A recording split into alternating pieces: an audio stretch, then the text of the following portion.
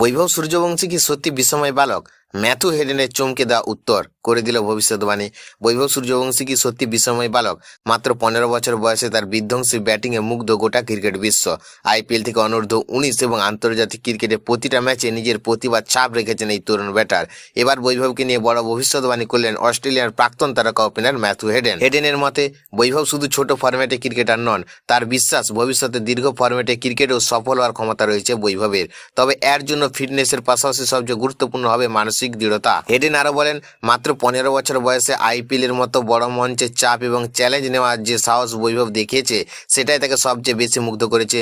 শুধু অংশগ্রহণ নয়, সেই মঞ্চে দুর্দান্ত পারফর্ম করেছেন তিনি। সম্প্রতি জিম্বাবুয়ের বিরুদ্ধে 3 ম্যাচে টি-20 সিরিজে বৈভব 151 রান করে প্লেয়ার অব দ্য সিরিজ নির্বাচিত হয়েছেন।